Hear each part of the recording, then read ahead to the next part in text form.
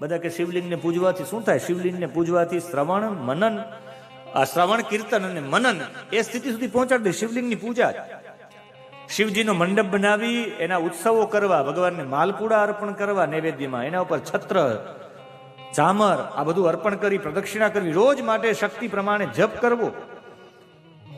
શિવલિંગ ન મળી શકે તો શિવજીની મૂર્તિ પણ પૂજી શકાય. અને જ્યારે શિવલિંગ અને મૂર્તિની ચર્ચા આવેલી શૌનક આદિ ઋષિઓએ પ્રયાગમાં સુત પૌરાણિકને રોમહર્ષણને પૂછી લીધું કે શિવજીની લિંગ અને મૂર્તિ શા માટે પૂજાય છે? બીજા દેવતાઓની ફક્ત મૂર્તિ જ પૂજાય છે, એનું કારણ શું?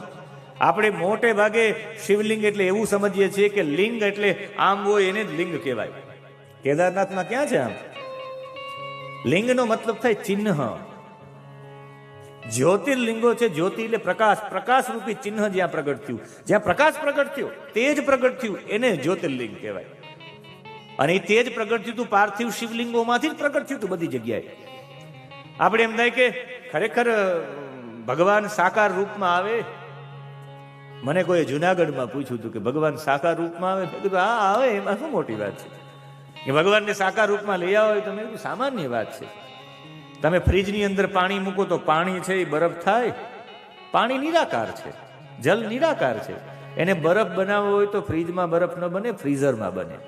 ફ્રીઝરમાં પાણી રાખી દો, વાટકામાં રાખો તો બરફ વાટકા જેવો થઈ જાય, પ્લેટમાં રાખો તો પ્લેટ જેવો, ગ્લાસમાં રાખો તો ગ્લાસ જેવો. એ નિરાકાર સાકાર ઘન સ્વરૂપમાં તમને બરફ મળે તો ફ્રીઝરમાં રાખો તો જ. અને ફ્રીઝરનું ટેમ્પરેચર -ડિગ્રીમાં હોય, આપણું ટેમ્પરેચર પણ -ડિગ્રીમાં આવે તો ઓલો સાકાર બનીને આવે, નિરાકાર. પણ તમારું ટેમ્પરેચર તમારે માઇનસ કરવું પડે. જગ્યા ન મળે ને ગુસ્સે થઈ જાય, જમવાનું ન મળે ને ગુસ્સે થઈ જાય, ગરમ ચા ન મળે ને ગુસ્સે થઈ જાય, કોઈ આપણા માટે બે શબ્દો કહી દે ને આપણે ગુસ્સે થઈ જાય. ટેમ્પરેચર માઇનસ નથી તો સાકાર પરમાત્મા મળે જ નહીં. નિરાકાર સાકાર બનીને આવે. નરસિંહ મહેતા એનું ટેમ્પરેચર માઇનસ હતું, નાથથી બહાર કાઢી મૂક્યા, માઇનસ ટેમ્પરેચર, કાંઈ વાંધો નહીં. પોતાના પિતાજીનું શ્રાદ્ધ હોય તો એ સમયે ભગવાનનું ભોજન માઇનસ ટેમ્પરેચર બની શકે. આવું 5 મહેમાન આવતા હોય, ધ્રુજી જલ્દી કરો જલ્દી કરો, આ ટેમ્પરેચર માઇનસ હોય તો સાકાર ભગવાન મળે જ નહીં. ટેમ્પરેચર માઇનસ કરવું પડે, અને એ માઇનસ કરવા માટે ભજન છે, એના માટે જપ છે. અને એ ભગવાન શિવ એક જ છે, બ્રહ્મ સ્વરૂપ છે, એ કલા રહિત પણ છે, એ નિર્ગુણ છે, એ નિરાકાર છે, એટલે એને નિષ્કલ કહેવાય. એ રૂપવાળા હોવાથી એ સગુણ છે, સગુણ છે એટલે સાકાર છે, સાકાર છે એટલે સકલ કહેવાય. નિષ્કલ હોવાથી એ લિંગ સ્વરૂપમાં છે, અને સકલ હોવાથી એ મૂર્તિ સ્વરૂપ છે. એટલે એની મૂર્તિ પણ પૂજાય. અને શિવલિંગ એ ઓમકારના અર્થમાં પ્રગટ હોવાથી વેદાંતના સારરૂપ પણ છે, એ જ પરબ્રહ્મ છે. પૂર્વમાં બ્રહ્માજીના પુત્ર બુદ્ધિમાન સનત કુમારોએ મંદરાચલ પર્વત ઉપર આવો જ પ્રશ્ન નંદિકેશ્વરને પૂછ્યો હતો. અને નંદિકેશ્વરે જે જવાબ આપ્યો છે, નંદિકેશ્વરે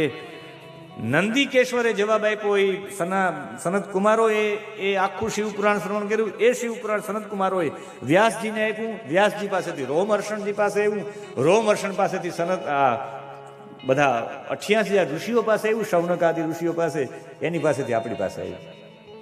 આના મૂળ જો કોઈ હોય તો નંદી છે, નંદિકેશ્વર.